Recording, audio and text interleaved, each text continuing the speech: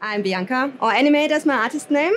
I'm a freelance art director and 3D designer based in Germany. So for a start, I want to give you a brief insight in my work over the last years in the motion design industries.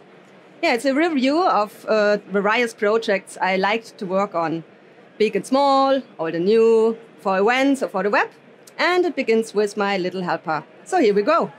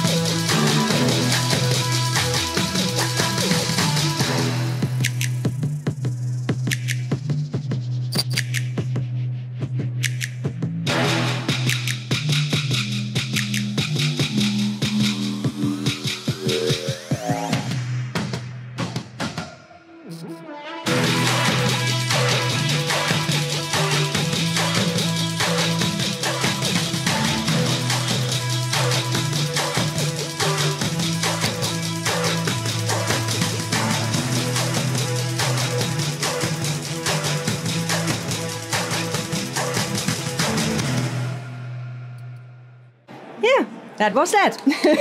Thank you. Yeah, just a few words about myself. I'm addicted to the 3D world now for some 20 years.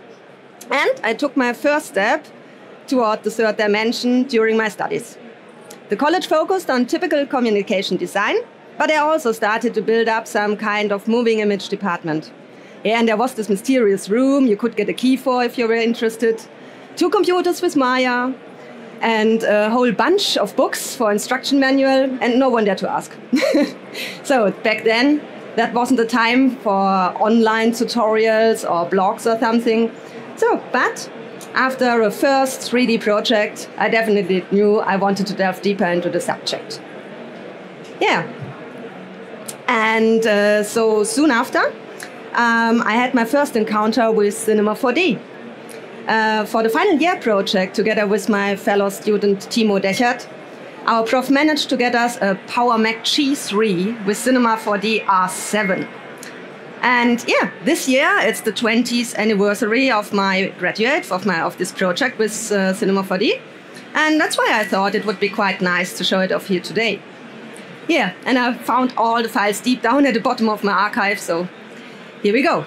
At the time we created a DVD as a fictional product catalog of useful animal robots. Both of us created 3 so-called animbotics on our own, and together we designed a logo, a CI, and a navigation menu in the form of a lava. So let's have a brief glance at this project. So the first one here is the drain red. It cleans drains. So let's have a look at the files. So here it comes. Along the drain, sorry. Yeah, and has special features like these cleaning brushes, adjustable in the height for bigger or smaller drains. Or these, let's see, for the blade, some blades if it gets really, really dirty. So. Or these, I'm sorry. And it has wheels to stabilize the movement while going along the drain.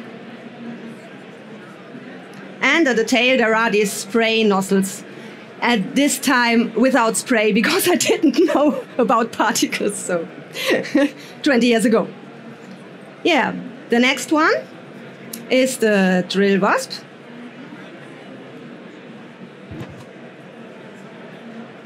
Yeah, here we go.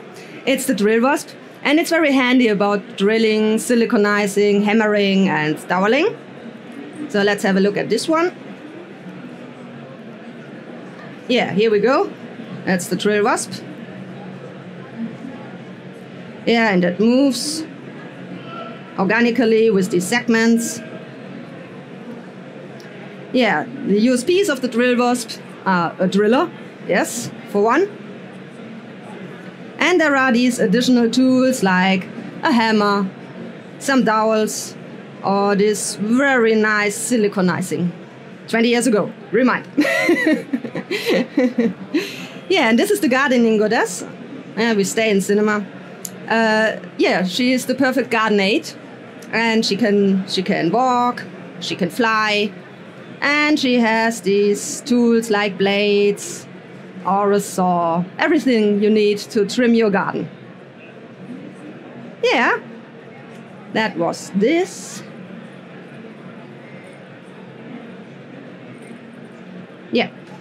Yeah, we had a lot of fun and a lot of sleepless nights too, but it was worth it. We won the first place DVD design at the Animago and the FMX Talent Award back then. Yeah. Yeah, during my first years after my graduate, I mainly worked in post-production, doing mainly stuff like pack shots for TV or cinema commercials, explainers or product films. Everything done with 3D Max and Fusion. Yeah, that was until Pixarmondo opened the doors in Frankfurt, and I got the opportunity to work as the art director of the newly established motion graphics department. And this was also the year Maxon introduced their MoGraph tool. So, and that changed everything while looking for the best software for 3D motion graphics.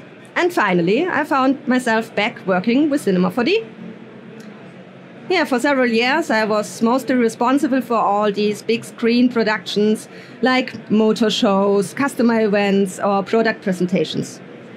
And I worked not only as an art director, but as an artist too. Yeah, my personal conclusion of these years of experience is it was worth doing a lot of different stuff because by now I have a great insight in the whole process. Yeah, now about a decade ago I decided to continue my career as a freelancer. I wanted to work for different clients and to get more variety into my projects. I'm a creative person and I'm a designer. And by now I can often focus on the things I do like most. I really love being involved in the conceptual phase, designing style frames and creating animatics. These are my favorites of the whole process. And because of my background, I create the style frames directly within Cinema 4D and After Effects. Yeah, together with the animatics, it's the perfect base for the production team. Okay, enough of me. Let's dive right into the first project I want to show you. That is Gravity, Take the Stage. It's an image film for Gravity. It's a brand of the Adam Hall Group and an award-winning line of stands and accessories for stage and studio use. And I chose this one for my presentation here because it is one of these small projects I love so much. There was no agency involved. I did it directly for the client. I did it mainly on my own, and there was no big production team. Yeah, let's have a look at the final output.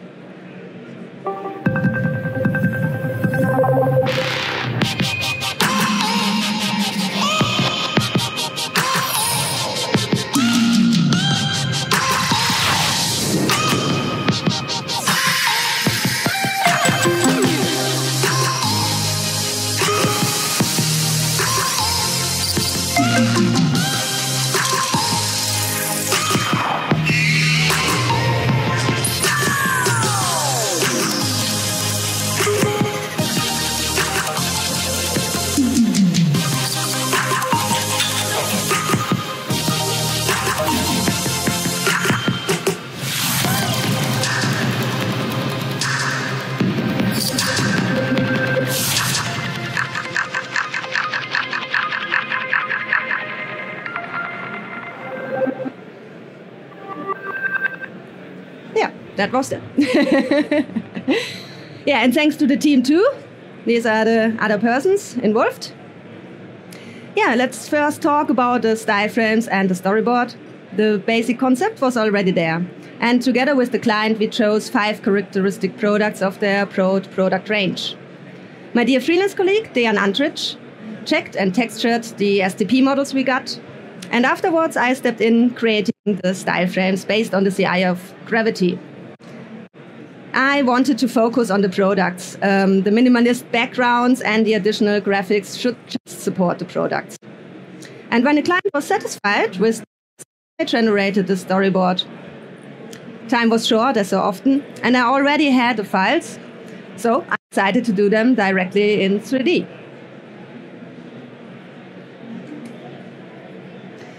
Yeah, this is the first one. It's the studio monitor stand, one on each side here. And I worked with additional graphics like color planes, lines, and the scales I found at the product. Then I cloned the stands, so something like a satellite of studio monitor stands. This is a close-up of the scales. These are the speaker stands with a close-up of the locked pin feature. Here we see the variants with their customizable colorings. They are very flexible. And because of these colorings, I worked with colors flickering in the background in this scene. And on top of the stand is the pop filter. And I added a small cross to support the transition into the next product, which is the easily transportable laptop stand. I cloned it many times to give the impression of something like a transformer. And I used this graphical cross in the center to support the folding of the stands. It simply morphs into a rectangle like this. Chip, chip, chip, chip. Yeah. And last but not least, the microphone stand with the quick coupler. It assembles itself and shows how it works. And this is the foot of the stand, which hits the floor. And we end up with the logo. Yeah, at this point I concentrated on the animatic because the sound designer had to start his work too. Yeah, I thought a lot about how we could jump from one product to the other, to achieve nice transitions. Overall, it should give some impression of a one-shot film. But I wanted to stay very flexible too, so I split it in several scenes.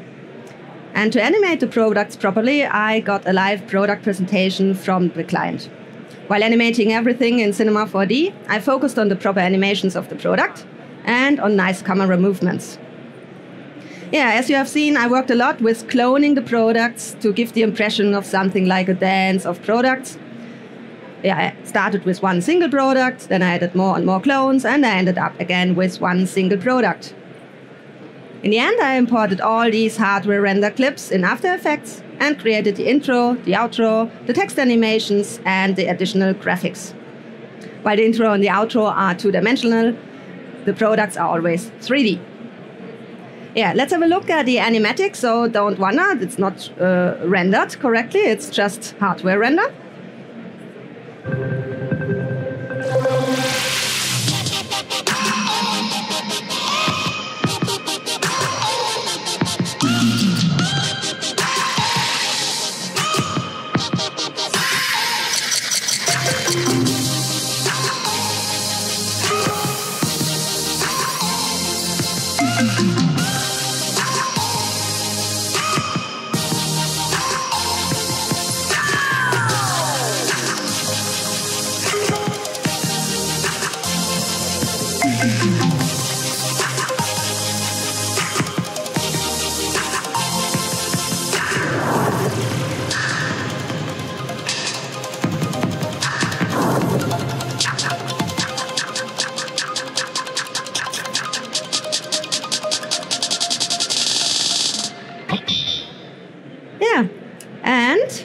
Let's have a look at the files.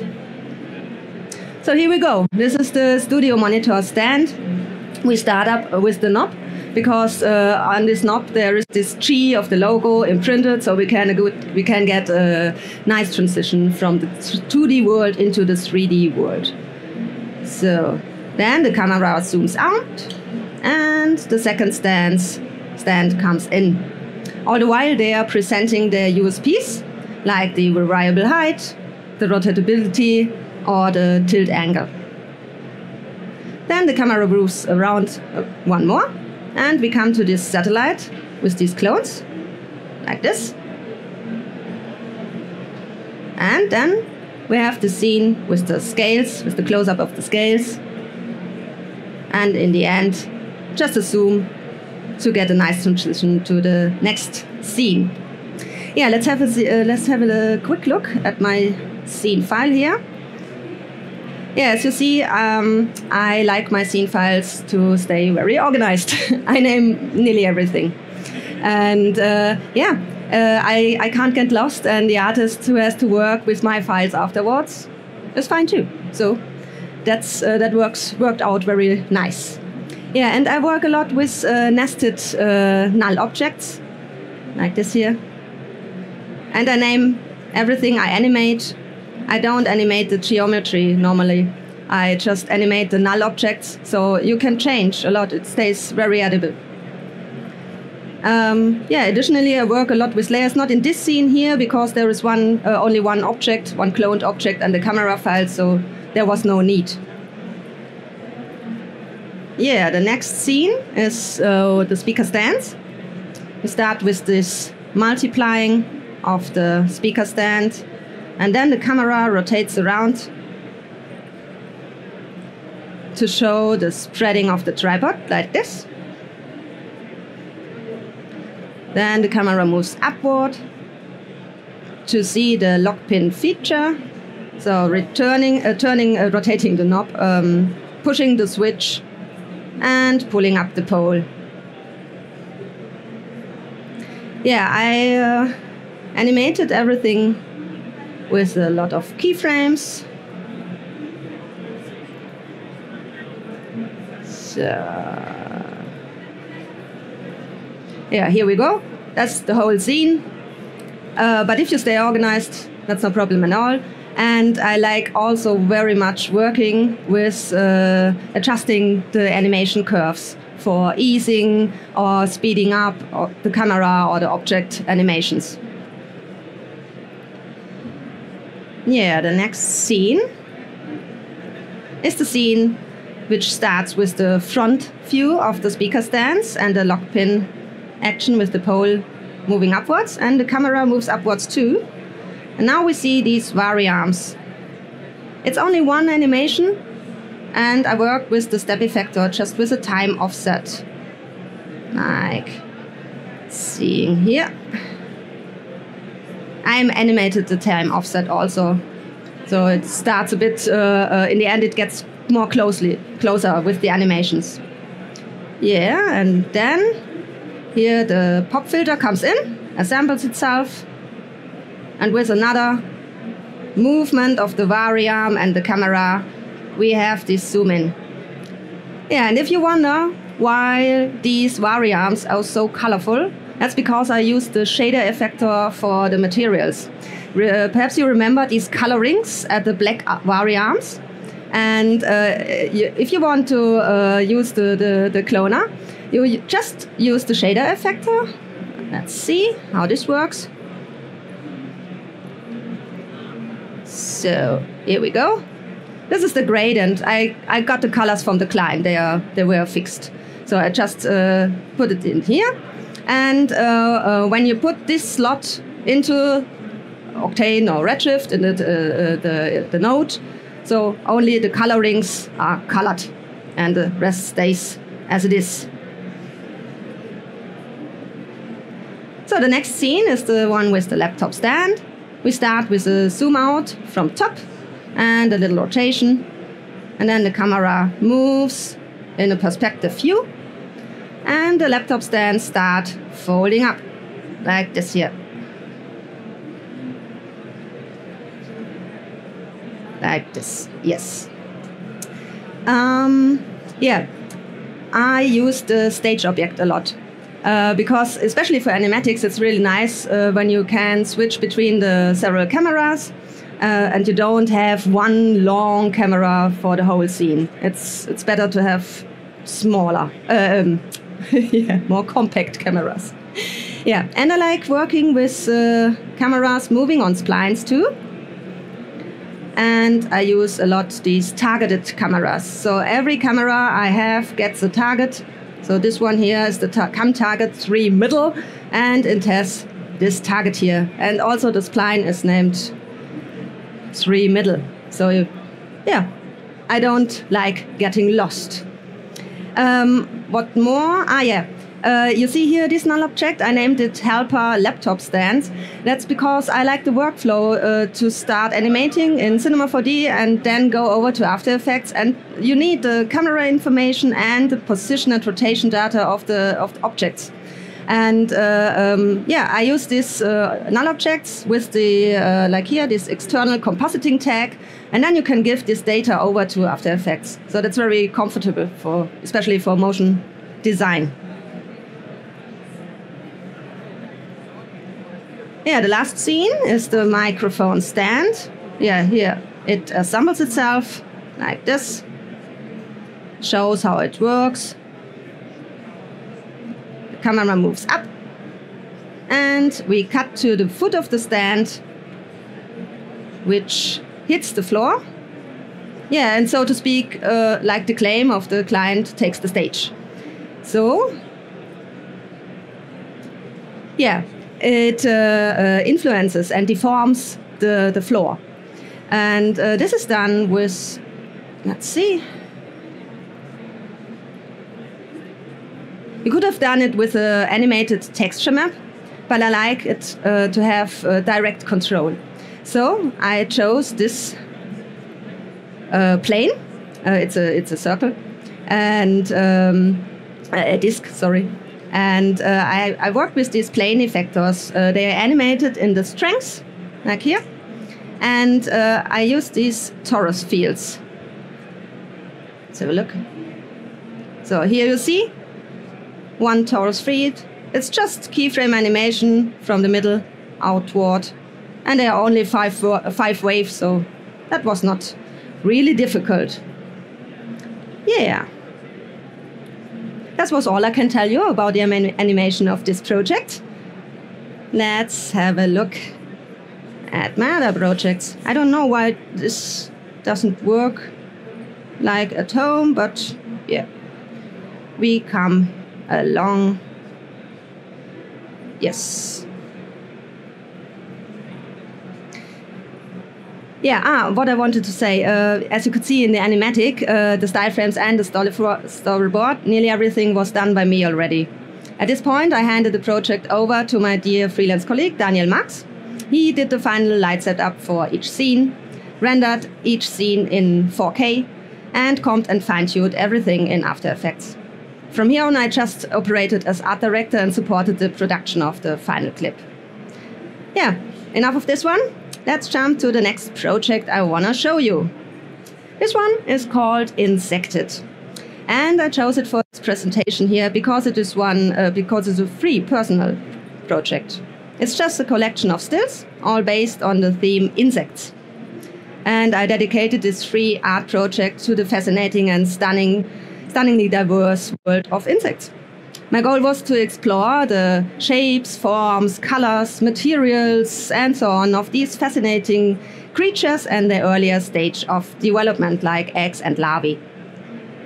Yeah, the project is not meant to be a precise representation of nature, while I'm drawn to abstractions. And I'm in love with colors. And it's not often allowed to use a lot of colors in your designs because of the strict CIs of many brands. And so this whole project was some kind of excuse to show off tons of vibrating colors. Yeah, also I wanted the artwork to stand out very clearly. Every still has a very simple background. And as being a designer, the planes for the floor and the back wall are arranged in the golden section, depending on the camera. Yes. Yeah, enough idle talk. Let's have a look at this project. This is the first still I created. It's the still named Wing Waned. On the right, you see the original still, and on the left, just a zoom in for the details. Yeah, the next one is titled Metamorphosed, and I wanted to show wings unfolding out of a cocoon. This is the still Lava Ringed, yeah, with lava structures in ring form.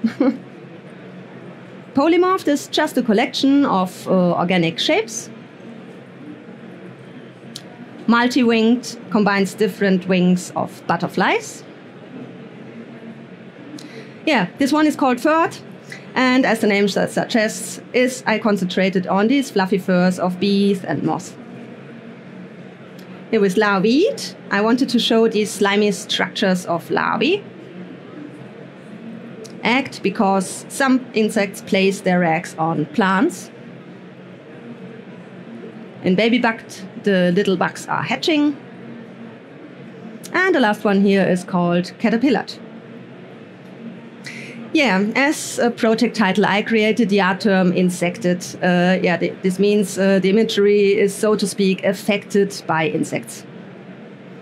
The logo consists of some characteristics every insect has in common. A three-part body, that is head, thorax, and abdomen. One pair of antennae, like here. And 3 pairs of jointed legs, like this here. So I combined everything, and this is the logo. Yeah, this icon I used in every picture in various colors, while the text I used as the related title. Yeah, for a more detailed insight, I chose the still wing vein as the first one. I wanted to achieve the look of some kind of balloons floating in the air as a relationship to wings. So let's go to cinema. Yeah, let's first start with this model of one of the rings. I have chosen this way of modeling. You know, it's when you model an object, there are various ways to achieve your goal. You just have to think about what you want to do with the object. So in this case, I chose this circle spline, this one here, and I cloned it up along another spline with some offset, because I have this link here. Then I used the step effector to adjust the scaling and the positions of the several splines. Yeah, this is the curve, smaller and bigger. And the parameters here are the position in X and the scaling with 5. Yeah, then you have this. And when you go now, okay, doesn't work. Yeah, just put it in the Loft Object, adjusted the subdivisions, and played around with the checkboxes. So we are nearly here now, but it's a bit edgy. So yeah, one of the best tools to subdivision surface. I think 20 years ago, when I started with cinema, it was called HyperNURBS. Now it's the subdivision surface. Yeah, that was all. Easy model. And let's have a look at the scene.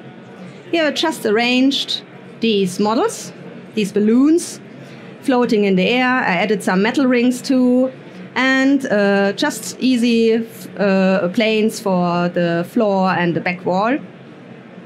Yeah, my scene setup is actually very simple. Just a Redshift dome light. Everything is rendered with Redshift here with an HDR map. That's the base lighting.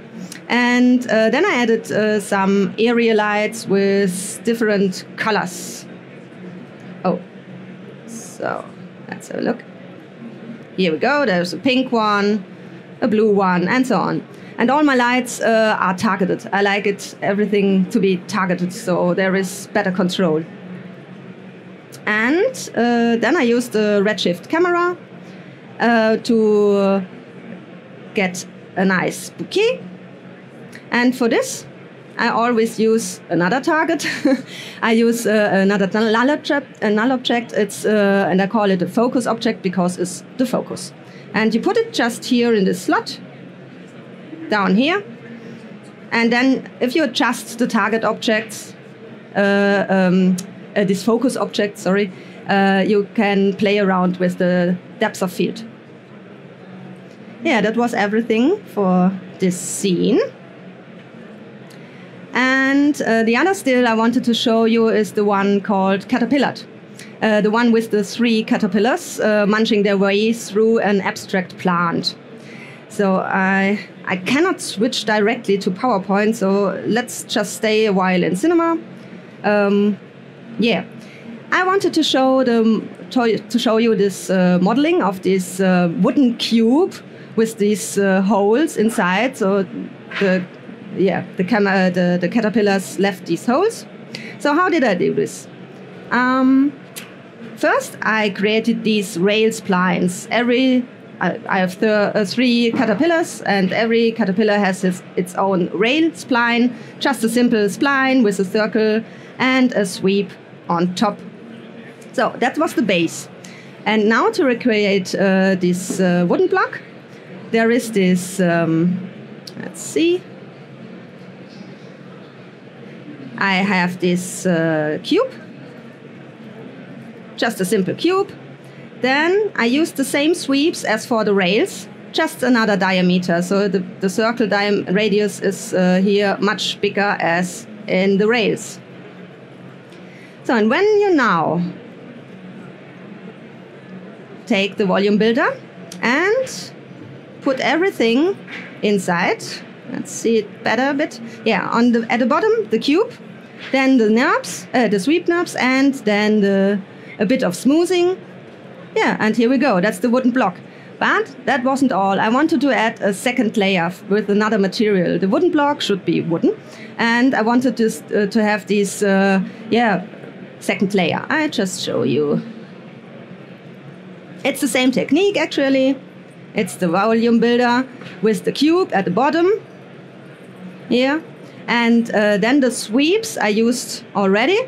And I added some other sweeps with another radius in the circle, like this here.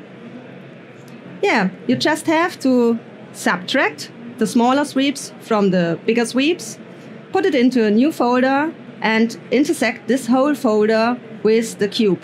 A bit of smoothing on top. Let's see how this works. Now.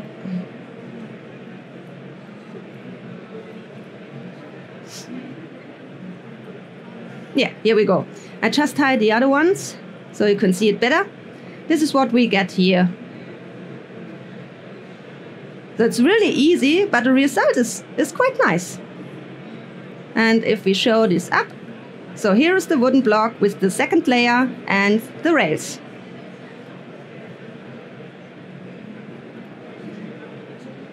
Then I wanted to show you how I built up one of these 3 caterpillars. Yeah, I started with an easy segment, just a cube, extruded in some directions. Then I cloned the tube. So here we go. Just a few times cloning. Yeah, it doesn't look much like a caterpillar right now, but it comes later. And so let's have a look. I chose the Spline Wrapper. So, I'm sorry, it's a bit of confusing because the laptop works not as mine at home. So, okay, so here we go. So I just used the Spline Wrapper and to move the caterpillar along one of these rails. So here we go. And I adjusted in the Spline Wrapper the sizes, like this here.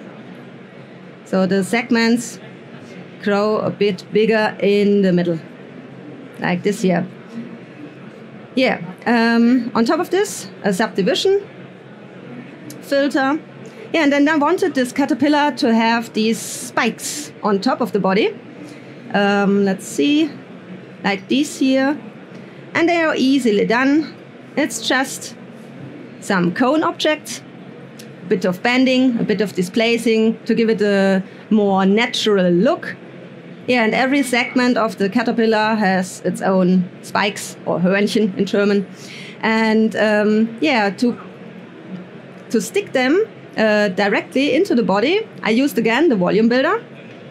And I used these little spheres here.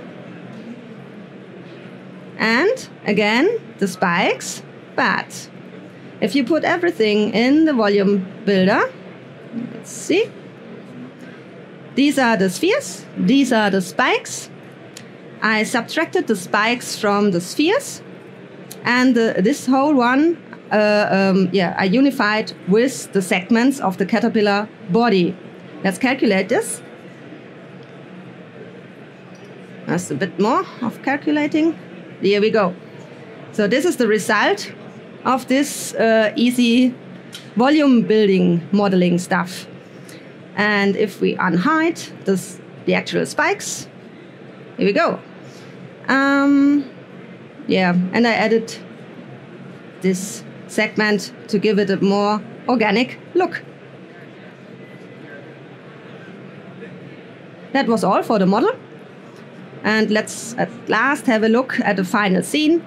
So here we go. This is the wooden block with the additional more black layer, the metal rails, and the 3 different caterpillars. The scene structure is nearly the same as the first still, so with the floor, the back wall, the HDR light with the Redshift dome, the area lights, the targeted area lights with their different colors. But let's have a look at the Redshift Materials. So here we go. I like it very much with these nodes. And it's very simple done. It's just a seamless wooden texture, and I color corrected this for several uses. I used it as a bump map, but as a displacement map too. Adjusted the height here a bit. For this one, I inverted this one. So it's a really easy setup, and the material itself has just a bit of reflection, a bit of roughness in the reflection, and I gave it a bit of coating as well to have this look of some lacquered wood. For the caterpillars, I wanted to have this abstract gradient look. So this is really simple done. I have this color ramp, the Redshift color ramp node, sorry. And I used some texture maps too for the diffuse roughness and the bump. Yeah, in this case I used a bit of coating as well. Yeah, that was all for the material. Let's have a look at the final output. So can't I start this directly here?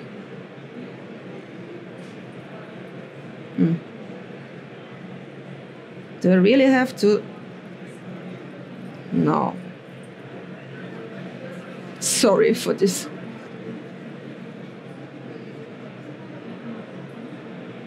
Yeah, here we go. This was the still I just explained to you. Yeah. And in the end, I wanted to talk about my most frequently used inside Cinema 4D. I like it simple, and I use a lot these simple tools. And first place, surprise, surprise, it's the MoCraft tool, because as a motion designer, you use it a lot. And they have these great fields now, and they are really, really good to use. Yeah, I don't use the MoCraft tool only for modeling, only for animation. I use it for modeling too. It makes stuff very easy. Yeah, and I like the sweep, extrude, lathe, and loft objects very much. And I believe they are totally underestimated, because you can do a lot with them. You have just to stay a bit creative while working with the tools you have inside Cinema 4D. It doesn't have to be a plugin every day. So they're really good, these tools. Let's just have a look at one of this. Yeah, for the lathe object, it can't be used only for creating stuff like bottles or glasses stay creative. I just let's hide the material manager. So I drew just this organic looking spline, and when I add the lathe object, I got this very nice abstract model. I played just around with the angle, the subdivisions, and the movement. So that looks quite nice, but I wasn't satisfied. So I added some banding like this and a displacer with some noise inside to give this organic look. Yeah, on top I added also a volume builder because it's more organic now, because you see there is this hard edge here. I didn't want this, so just put it in a volume builder and you're fine.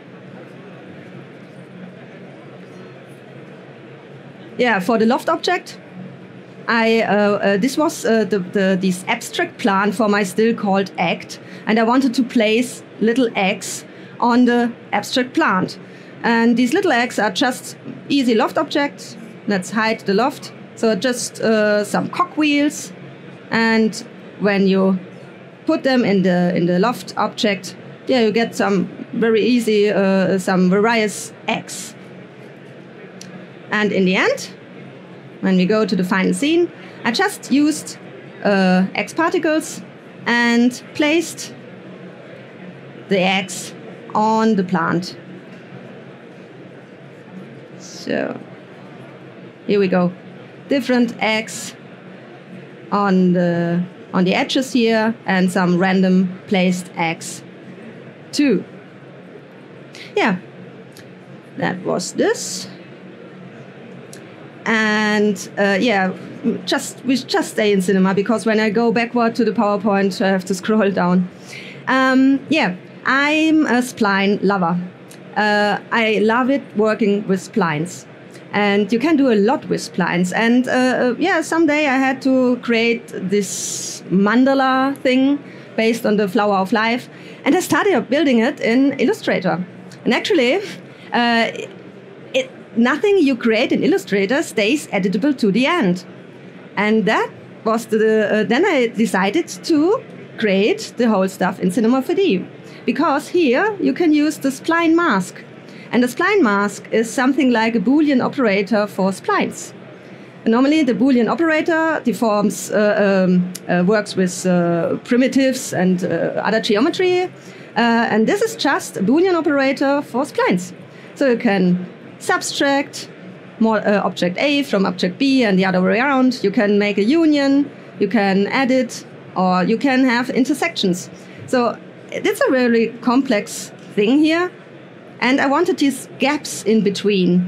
So I had to do a lot of subtracting and adding and stuff like this. And it was really great to work with the Spline Mask, because you can put one spline mask into another spline mask and so on. So it was what yeah, I felt more comfortable to build this up in Cinema than in Illustrator. Yeah, another thing I do like is the Expresso, working with Expresso, the Expresso graph, because it's very handy, just for simple things, like this one. I'll show you. I have this, for demonstration here, just this spline with 2 spline points. And when you want to animate a spline, it's not really comfortable. So I wanted these null objects to be at the exact points of a spline. And in this case, 2 spline points. So we have 2 helper points. And when you open up the graph editor, it's super simple. It's just the spline node. Let's see here. Here it is, the input. And then you give the data from the spline node to the point operator. And the point operator gets the position data also from helper 1, and another point operator from helper 2. The only thing you have to change is the point index number, because every point on a spline has an exact index number. And in this case, just 2 splines. One is 0 and one is 1. So you can't move the spline points, but you can move the helper objects, and you can animate them very easily. So it's much better, I think, for me. And you can do it easily the other way around. So if you have perhaps like a dynamic calculation of a spline animation, and you want to add something on specific spline points, like whatever, a text, yeah, in Cinema or in After Effects, doesn't matter. So you can give the position data of the spline point over to the helper object. So it's the same operation. Just here is are the helper nodes at the output of the point operator. So just switched around. And again, the index numbers are really handy. So this is very simple stuff.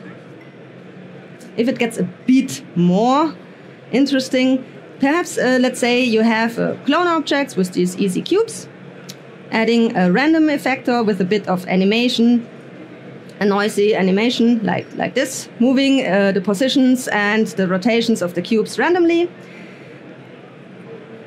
It can be more interesting than this scene, for sure. I just want to demonstrate how it works.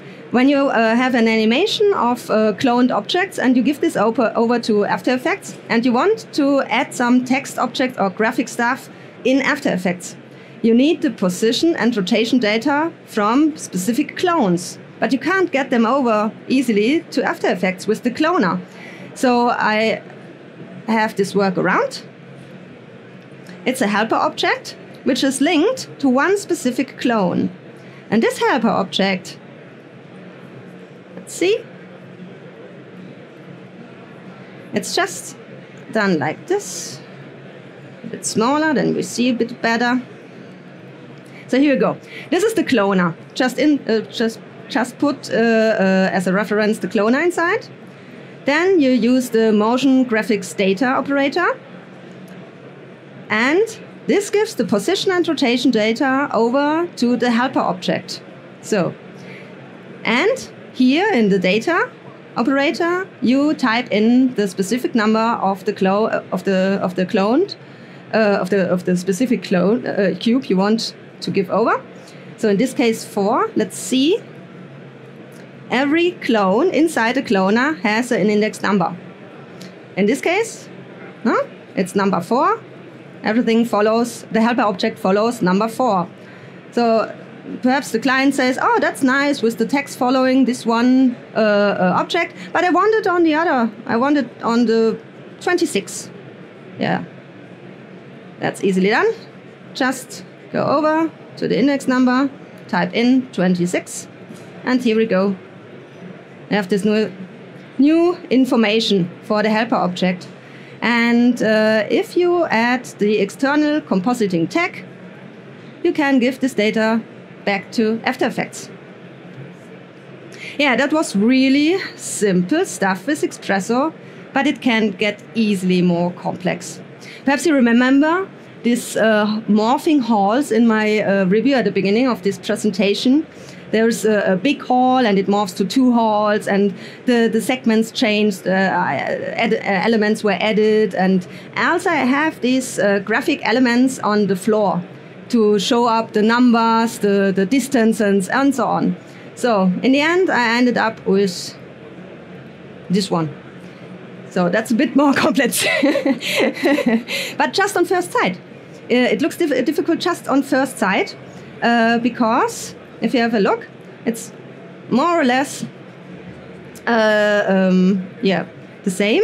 It's I worked a lot with the range mapper and the mass node. So you can subtract or add stuff, and yeah, you just have to be careful about linking which to which. Yeah, that was all I wanted to show in cinema. Just and the presentation. Now I have to go at the end too. I'm sorry.